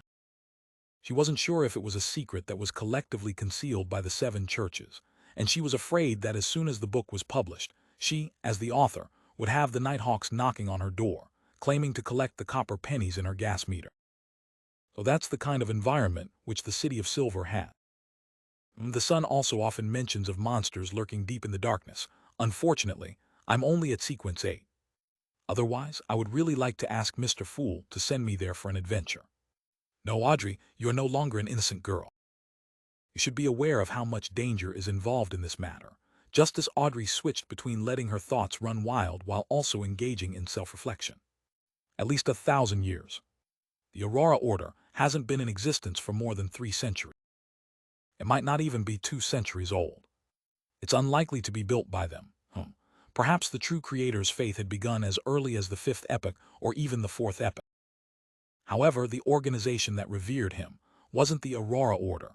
In the next 1 to 2,000 years, the 7 Orthodox churches have been repressing it, causing the true creator's believers to be in a crisis. The churches have destroyed them again and again, and finally, they had resurrected themselves as the Aurora Order. Klein, who had some guesses, made his seating posture and state appear unchanged. Derek paused for 2 seconds and continued. A preliminary cleanup of the terrifying monsters in the city ruins and the half-destroyed temple has been done. Our mission this time is to explore the underground parts of the temple. Do you have any suggestions? With your understanding of the fallen creator, what should I pay attention to? My suggestion, Alger said without almost any hesitation, my advice is absolutely not to go. The fallen creator is a true evil god. Even if his temple has been destroyed, it might still contain abnormal danger which cannot be easily detected. If the one leading your team is one of the other elders of the six-member council, then there's nothing wrong if you insist on going. It will just be risky. But you just mentioned that the person in charge of this matter is Shepherd Lovia, and the true creator is the deity standing at the peak of this Beyonder pathway. Therefore, absolutely do not go, Alger added. Your suggestion is the same as mine, but it doesn't require the sun to describe the half-destroyed temple. You could have come up with this conclusion with the conditions at the beginning, I understand. Mr. Hanged Man, you were doing it on purpose. This way, you got a rough idea of the state of the temple without paying anything. You're really just bullying a little kid. Sitting at the end of the table, Klein leisurely reached out his hand to support his forehead. The sun was silent for a few seconds, and seemingly having been put in a tough spot, he said, "But the mission is compulsory." The Hanged Man chuckled and said, "Nothing is necessary. Will you still be participating in patrols before this mission? Find an opportunity and deliberately let the monsters injure you. As for how serious it should be, you can reference the past cases in the City of Silver." At this moment, Audrey read a message from Sun's eyes and movements. That actually works. After a brief period of surprise and confusion, Derek frowned and said, "But I don't have any patrolling missions in the near future," Alger sneered. "You can always pretend to be on the brink of losing control. No, to be precise, you can push yourself to the brink of losing control. Under such a situation, I believe the higher-ups of the City of Silver would definitely not bring dangerous baggage with them on the exploratory mission, right? There is a trick. As long as you keep your spirituality in an empty state for 2 days, you will begin to hear auditory hallucinations and show signs of losing control. If you stop suppressing yourself, then your situation will improve in a week, and you wouldn't really lose control. Of course, your City of Silver definitely has some solutions and contingencies to cure those who show signs of losing control. Your recovery would definitely be quick, so you need to time yourself perfectly. It's best if you start doing so 2 to 3 days before you set off." Derek was stunned for quite a while before he muttered to himself, "Yes, those who show signs of losing control will be placed under control and be quarantined underground in the spire, where they will be treated with medicine, rituals, and mystical items. If the situation isn't too serious, then they only need to consume medicine. Sigh, an honest and good kid has been corrupted by an old fox just like that, but Mr. Hanged Man, how do you know of this trick of pushing yourself to the brink of losing control? If you use this trick often, losing control might really happen," Klein sighed in his heart. Audrey was dumbstruck when she heard this. She felt as though she'd been educated.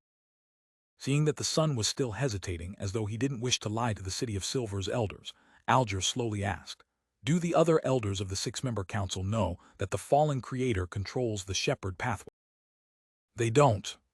Derek shook his head honestly.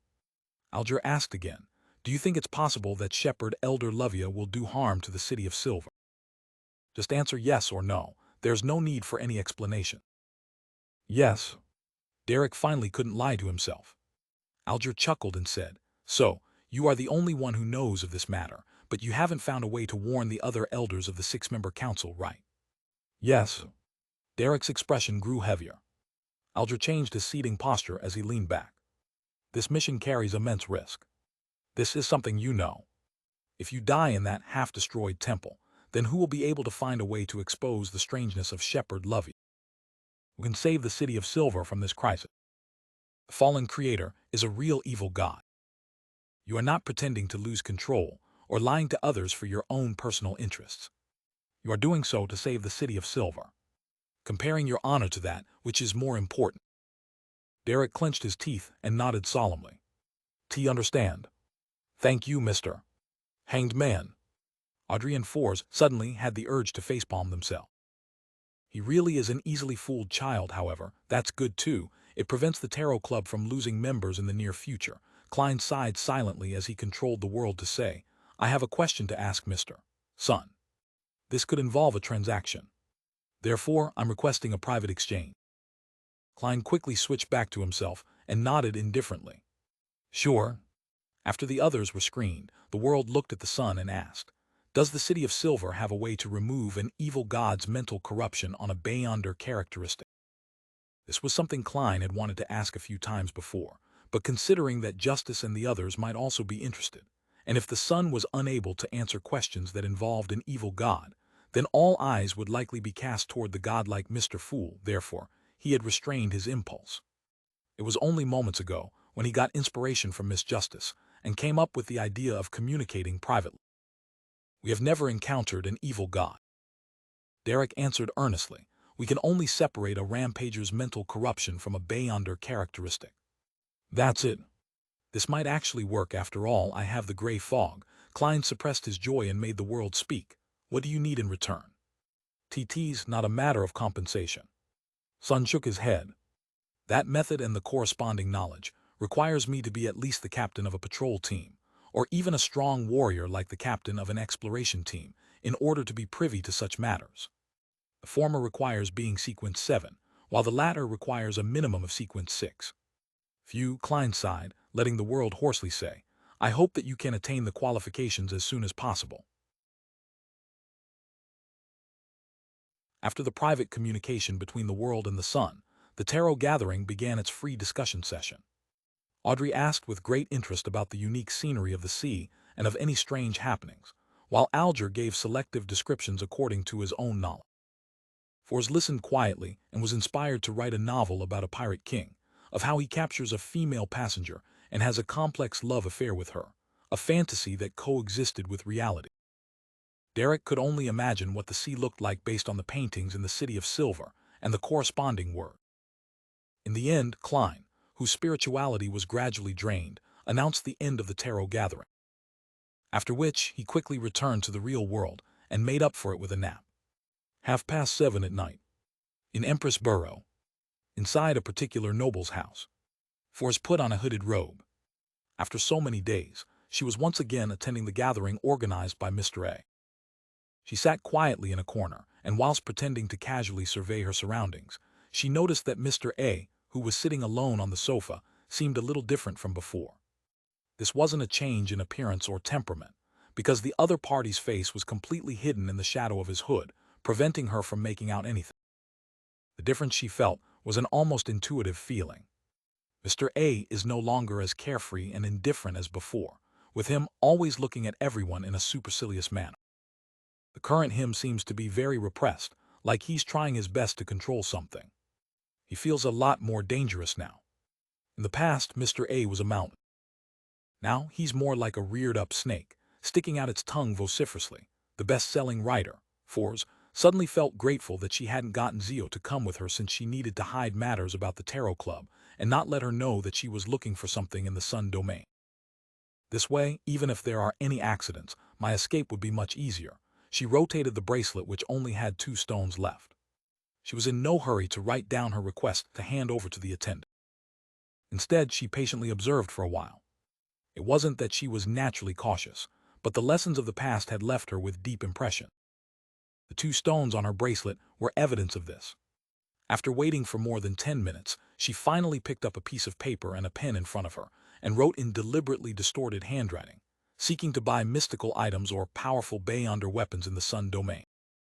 After handing the note to the attendant, Fors looked around again, but she couldn't find the eternal blazing sun believer, who had helped with the purification and exorcism ritual among the disguised or masked figures. Trades took place as the attendants shuttled about. The entire hall remained quiet and orderly. After an exchange in the middle of the gathering, Fors' request was added to the 2 chalkboards right in front. Not long after, she received a reply from the attendant. A small slip of white paper was filled with dense words, mystical item, band of light ring. It can make the wearer an envoy of light, an attendant of the sun. They will be immune to various diseases and wield sacred power. The wearer can summon blinding light and use several spells in the sun domain. It can purify all dead spirits in a 50-meter radius. It is the nemesis of such creature. If the wearer is acknowledged by the ring, they will be enhanced, otherwise they will be weak. The only problem is that if the wearer utilizes it too often, they will slowly become a believer of the eternal blazing sun and slowly defend the doctrines and praise the sun from the bottom of their hearts. If you wish to obtain it, then please pay me 9,000 in cash at once. I can't wait for you to raise it. 9,000 pounds. Forrest's mouth gaped open, as though the other party was robbing her. This was a huge amount of wealth that she wouldn't be able to borrow, even if she asked someone to lend it to her. Aside from the deposit for the assassination of the Indies ambassador, the amount of money she had seen so far combined had never been this high. A person with 9,000 pounds in cash was considered a tycoon, even in back. Although I know that mystical items are expensive, I never expected them to be this expensive. Does he plan on getting the 9,000 pounds and not participate in Beyonder gatherings anymore and leave the circle so as to enjoy life in peace?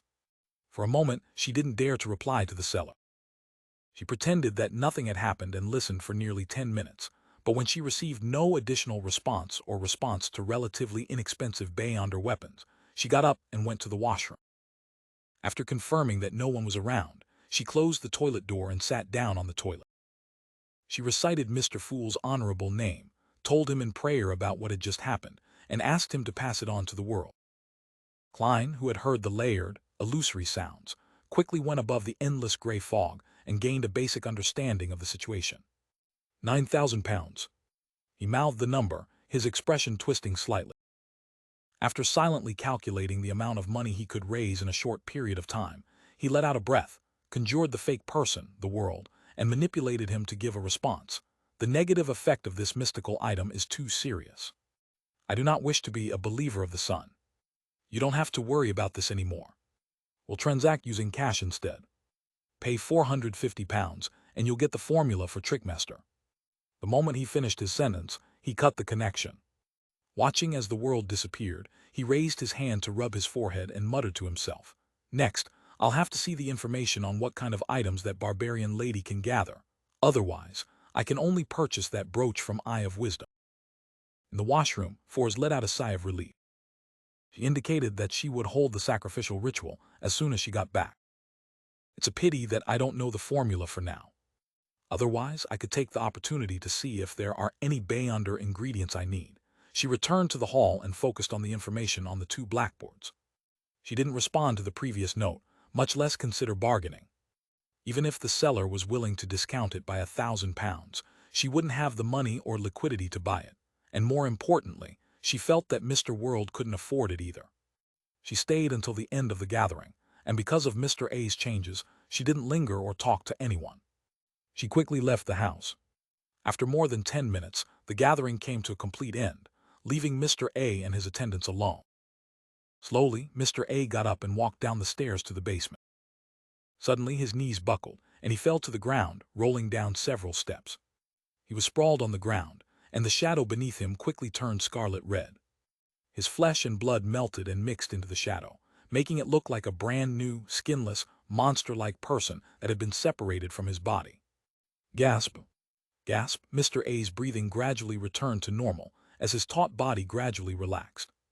The blood and flesh that had separated flowed back once again. Everything returned back to normal. Mr. A crawled forward and knelt in the basement, once again confessing his sins while choking with sobs. He was confessing for his oversight from before, that he wasn't vigilant enough and caused the Lord's descent to fail. City of Silver, Derek Berg's house. He walked in silence a few times around the table, unable to make up his mind. His reasoning told him that Mr. Hanged Man's suggestion was the best one, but the faces of the other members participating in the mission kept flashing in his mind, and he felt that he had abandoned and betrayed them by pretending to lose control. Is there no way to save them? Should I find a chance to meet with the chief and tell him that the half-destroyed temple belongs to the fallen creator, who's an evil god that controls the shepherd pathway? That he should be careful of Elder Lovia and change the person responsible for the mission, but how should I explain where I got this information from? In their eyes, Mr. Fool would be the same as an evil god. Derek pulled his hair in frustration. The axe of Hurricane was placed in a position that was within reach of his hand. Every time a bolt of lightning streaked past the window, it emitted a faint light.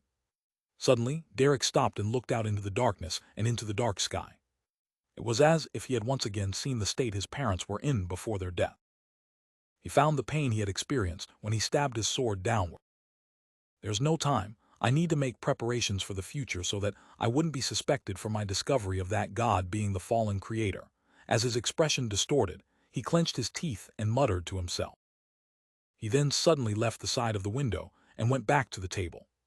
He began practicing the light suppliant's bay underpowers to drain his spirituality as quickly as possible. In the Hall family's luxurious villa, an art studio, Audrey leisurely smeared oil paint when she heard a rhythmic knock on the door. When her maidservant Annie opened the door, she saw that it was her mother, Countess Caitlin. Although this lady was close to 50 years old, she looked to be in her early 30s. She had blonde hair, green eyes, and a beautiful and graceful appearance, enough to attract the attention of most gentlemen. "Mother, is something the matter?" Audrey put down the items in her hand and stood up, puzzled. The Countess looked at her daughter, who was even more beautiful than her younger self. She smiled and said, "I just attended a dinner party. Lady Della said that you're very interested in psychology and that you wanted to hire a tutor, didn't you?"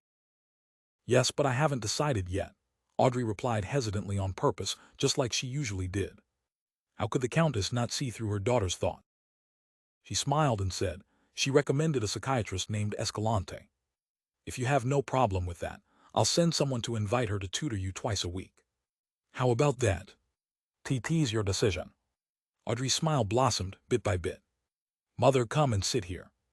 I'm lacking a beautiful model." On Tuesday morning, Klein confirmed through the Backland Morning Post that Eye of Wisdom's gathering would be held tomorrow night. He was relieved as he was no longer worried that his acquisition of the items he needed wouldn't be in time for Miss Sharon's attack on the enemy. To celebrate the good news, he decided to take a day off at the Kellogg Club. Underground shooting range of the Kellogg Club. When he was done shooting, Klein meticulously serviced his free revolver and adjusted the ratio of purifying bullets, demon hunting bullets, and exorcism bullets to 3-1-1. Phew. He exhaled, put away the revolver, tidied his coat, and slowly walked back to the hall on the first floor. He had already heard from the attendant that the dish that was in limited supply today was pan-fried dragonbone fish. As soon as he entered the buffet cafeteria, Klein saw an acquaintance, Talem Dumont, the equestrian teacher from an abject noble family with short brown curls. He was eating his lunch with unfocused eye. Klein carried his plate over, sat down, and greeted him. Talem turned his head and glanced at him. His lips quivered a few times, and after 3 or 4 seconds of silence, he finally opened his mouth and mumbled, "Sherlock, do you know rare people who have strange abilities and are very powerful?" "Yes, the one in front of you is one." Klein's eyebrows twitched. He didn't give a direct answer. "What do you want to do?" Talem opened his mouth but said nothing. With a solemn expression, he thought for a while before he squeezed out a smile and said, "It's nothing. I was just asking out of curiosity." He had asked what should a person do if he fell in love with someone he shouldn't have the last time. And this time, he's asking if I know of anyone with strange abilities. Is he trying to get rid of the other party and completely sever his friend's fantasy? Who's worth the risk? Hiring a killer is equivalent to murder. Klein mumbled silently, cut a piece of the fish without any fine bones, and stuffed it into his mouth. Talem drew a breath, finished the food from his plate quickly, and wiped his mouth with a napkin. He seemed to return to normal as he said with a smile, "Mike wants to hire you for a few days to be his bodyguard." Mike Joseph, the reporter from the Daily Observer. "I remember his performance at the Golden Rose was rather brilliant." Klein chuckled. "What does Mike want to do now?" Talem spread out his hands and said, "I'm not sure. He just casually mentioned this matter. It seems to have something to do with an interview. He said that he will visit you the day after tomorrow. I hope you have the time to accept this commission." T can't be sure. Klein, who didn't know the details, didn't give an affirmative answer. At that moment, he heard a series of illusory pleas from a woman.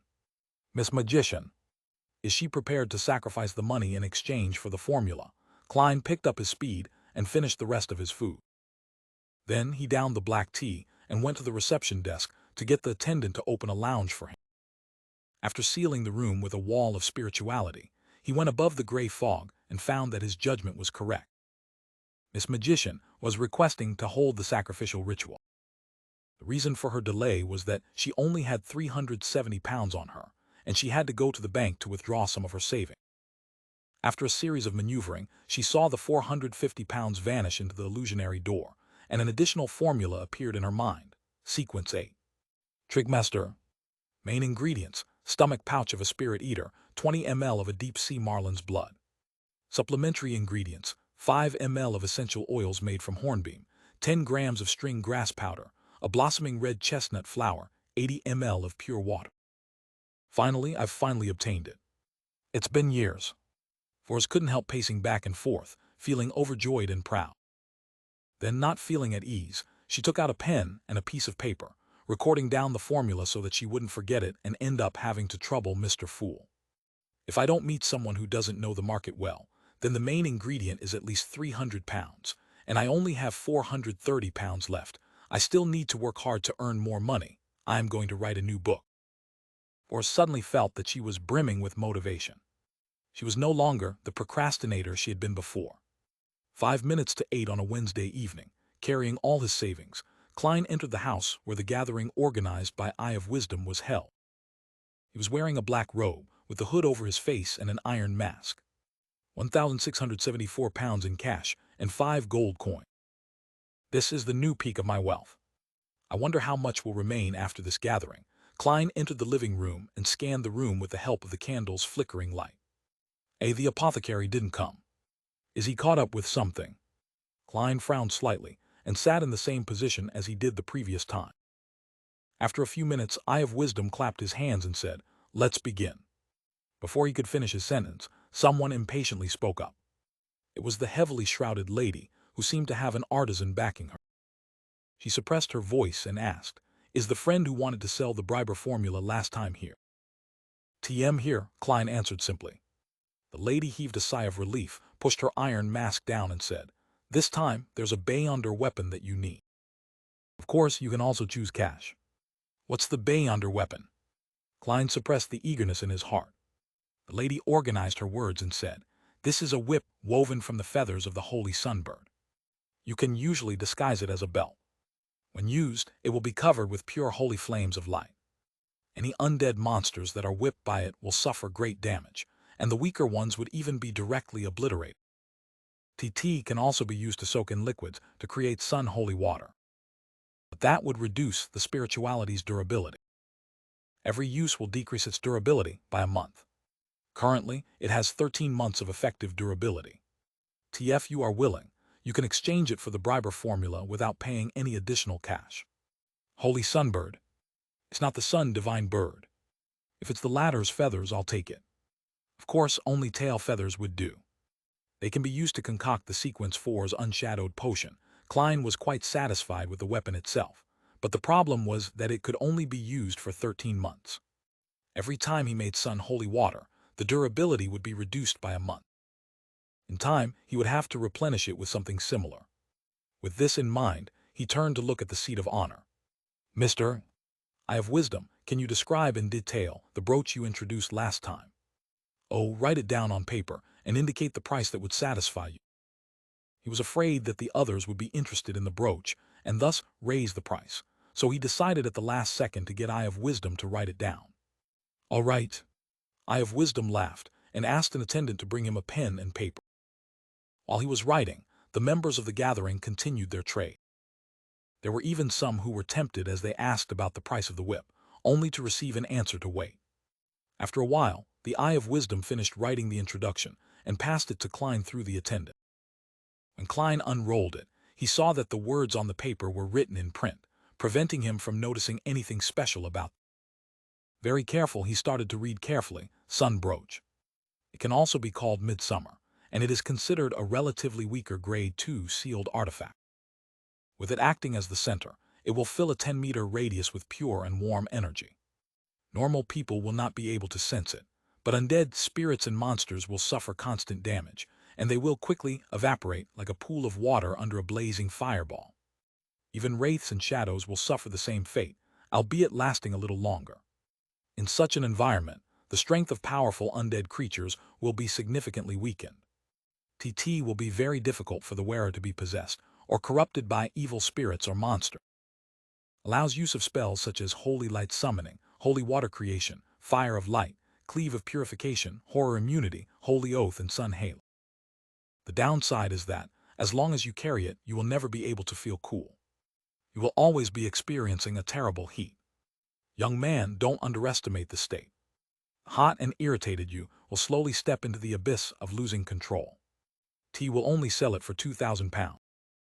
Don't try to bargain. As you know, I'm not too short of money, and I'm a collector. It's much stronger than I imagined. Eye of Wisdom had been very vague the last time. Klein's heart skipped a beat.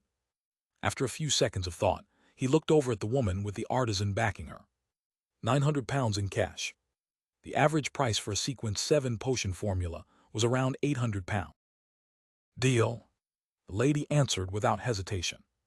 If Thad known, I would have offered £1,000, Klein forced a smile.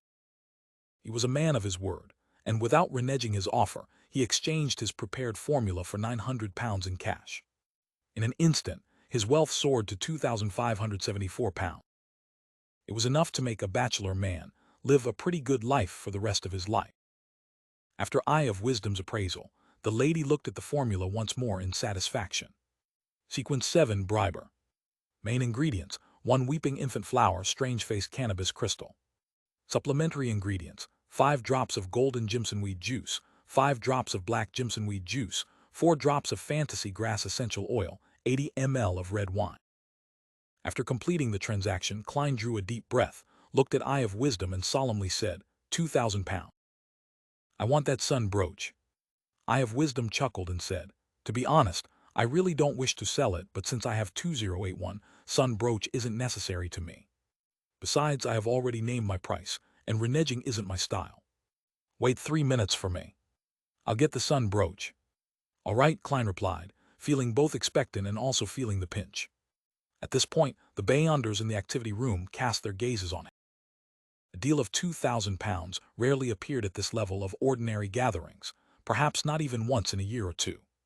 Klein could feel the greed and covetous feelings in their eyes. After a short silence, the transactions continued until Eye of Wisdom returned. In his open palm lay a dark golden brooch shaped like a sunburn. It was obvious that the Eye of Wisdom had some sweat on his face. You can confirm it before you pay. Hooded Eye of Wisdom walked directly to Klein and handed the dark golden brooch to him. Very generous, Klein reached out to take it, but before he could examine it closely, he felt his surroundings become very hot. Even the wind felt as if it had been ignited. Once it entered his nose, it would spread to his lung. At this moment, he seemed to have left the cold and humid backland, finding himself in the desert and wilderness, right in the middle of the northern continent. Hanging above him was the sun that radiated endless light and heat, and in his surroundings was the extremely dry and boundless yellow sand. Phew, it makes me want to eat ice cream. Sweat slowly seeped out of Klein's forehead, but under the iron mask, the liquid couldn't fall freely. It could only stick on the spot. Through direct contact, he could feel the pure and warm power radiating out, but the Beyonders around him were not affected in the slightest. After fixing the brooch in place, Klein released his spirituality and infused it into the dark golden surface. With a boom, he saw the sky filled with dancing dots of pure gold light as he received a great deal of information. This included how to use some of the spells in the sun domain with the help of the brooch. Most important of all were the tricks to injecting spirituality and the corresponding activation incantation. One of them included providing the brooch with 2 seconds of spirituality, allowing it to summon a holy beam of light that descended from the sky to purify the undead and inflict certain damage on other targets. A continuous supply of spirituality for 5 seconds, together with the use of the word sun in ancient Hermes, would create a small amount of sun holy water, which would exorcise evil spirits, drive away the cold, and purify wraiths. In addition to the difference between strength and time intervals, the other corresponding spells could be cast as well. Fire of Light was a sacred, concentrated flame that suddenly appeared out of thin air via mere thought. Cleave of Purification was an effective attack against wraiths, and it could also be used to augment bullets. Horror Immunity allowed the wearer to no longer feel fear. Holy Oath was used to temporarily strengthen one's strength, agility, fire damage, and holy damage via chanting the corresponding ancient Hermes term. Sun Halo targeted comrades who were within 20 meters of him. It could effectively boost their courage and purify the evil energies within their bodies. Not bad. Other than not being strange enough, it doesn't have too many flaws. It complements my magician abilities nicely. It's just a little hot. Klein's mind was filled with fantasies about himself in short-sleeved clothes. He rolled up his robe, took out a stack of bills from his inside pocket. Together with the 900 pounds he had just received from the lady with the artisan backing her, he counted 2,000 pounds in cash before handing it to Eye of Wisdom's attendant. After counting thrice and finally confirming that there was no mistake, Klein looked at his rapidly shrinking wallet, feeling both happy and sad at the same time. The money he had painstakingly saved had been reduced to 574 pounds and 5 gold coins. However, he also obtained his second mystical item. The number of side effects was obviously fewer than the master key. It was a mystical item which was more outstanding, the sun brooch. The only drawback is it's just too hot. Klein reached out and touched his iron mask, and he nearly took it off to start using it to fan himself. With the reduction of his funds, Klein stopped considering the notion of purchasing anything else. He just sat there quietly, listening until the end of the gathering. Stimulated by the massive deal of 2,000 pounds, the gathering that night was relatively lively. For example, the whip woven from the feathers of the holy sunbird was sold for 850 pounds. Eye of Wisdom also made several purchases, buying an ancient book and a Beyonder ingredient. When the gathering ended, Eye of Wisdom surveyed the room and looked at Klein. He said with a chuckle, "You shall be the first to leave." Is he afraid that someone will rob me? Klein thanked him sincerely and walked out of the living room under the guidance of the attendant. He then impatiently took off his hooded robe and iron mask. He had already tried to use his spirituality to wrap and seal the sun brooch. It prevented it from constantly purifying the surroundings, and prevented its existence from being discovered by other Beyonder. However, the negative effects couldn't be weakened, unless it was not on his person. In order to ensure my mental health, I should only use it only when necessary. I can usually rely on purifying bullets and exorcism bullets. Klein left the gathering venue and took a long detour before arriving outside the Bravehearts bar. He entered, circled the area, and quickly came out again and hired a carriage. Unsurprisingly, he quickly saw a figure in a black regal dress outline itself opposite him. Sharon's appearance had not changed at all. She asked in an ethereal voice, "Are you done with your preparation?" "Yes, you can choose the ambush location and time. Notify me once you have confirmed the details." Klein nodded calmly. Sharon looked at him and said, "Okay." Seeing that she was about to disappear, Klein added, "Have Kaspars prepare a box of explosives and bury them all over the planned battlefield." Sharon was silent for 2 seconds before she said, "Steve is also a demolition expert." "No, my main purpose is not to blast anyone apart." Klein smiled. "I just want to put on some fireworks." Sharon stared at him for a few seconds, then she nodded. Witnessing her figure fading rapidly, Klein leaned back against the wall and opened the window, letting the bone-piercing wind in, but he still felt hot. "Back on Earth, I hated summer the most. I like ice pops, ice cream, cold drinks, watermelons," as he mumbled. Klein reached into his pocket and held the sun brooch. "This is a mystical item worth 2,000 pounds. Returning to Minsk Street, Klein walked slowly along the road lined with trees to Unit 15. When he passed Lawyer Jurgen's house, he subconsciously looked inside and saw the gas lamp with a slightly blue glow. "There's someone home," Klein laughed as he sighed, his forehead constantly beaded with sweat. Early the next day, on a Thursday morning, Klein had just come out of the bathroom with a newspaper in hand when he heard the doorbell ring. "Who is it?" "Right, Talem mentioned that reporter Mike Joseph will be coming to me today." Amid the tinkling bells, Klein came to the door and reached for the handle. The image of the visitor naturally appeared in his mind. He was about 30 years old, with a black tweed coat and a matching half-top hat. He had sparse eyebrows, charming blue eyes, and a handsome mustache. But his skin was rather rough. He was none other than the reporter from the Daily Observer, Mike Joseph. "Good morning, Mike. Talem told me about you." Klein opened the door and greeted him. He hadn't hesitated to throw the sun brooch above the gray fog. Mike Joseph pulled his bow tie and said, "Sorry for disturbing you so early, but I have matters to deal with later." Understand," Klein said politely. "Have you had breakfast? Would you like to try my toast?" Mike suddenly smiled. "I'm so sorry, that would be so nice of you. If it's possible, could I also have a cup of hot coffee?" "Milk would do too. I noticed that you ordered fresh milk." "All right." Klein smiled in response. He busied himself with the toast, poured the milk, took out a tin of butter and sat down, eating without a word. Across from him, Mike was enjoying his breakfast without restraint, oblivious to the silence. Phew, Klein exhaled and put down his cup. Mike, you wanted to hire me to protect you. Mike set his knife and fork down slowly and took a mouthful of milk. Yes, about 2 days, Friday and Saturday, maybe even Sunday morning.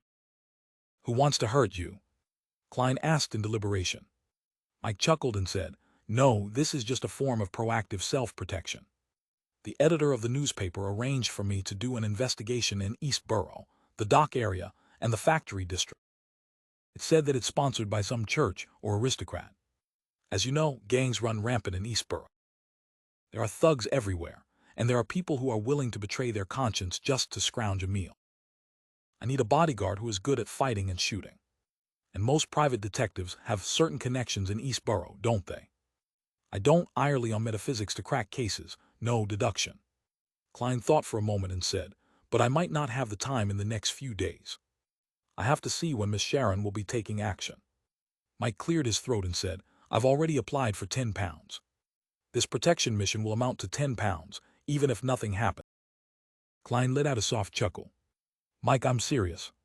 Tomorrow at this time, come after breakfast to look for me. If I have availed myself, I will take this commission. If I'm really busy, then I will introduce you to other detectives. They're also good at fighting and shooting. For example, Stewart or Caslana, 2 names flashed through his mind. Mike finished the remaining toast and said, that wouldn't be an issue.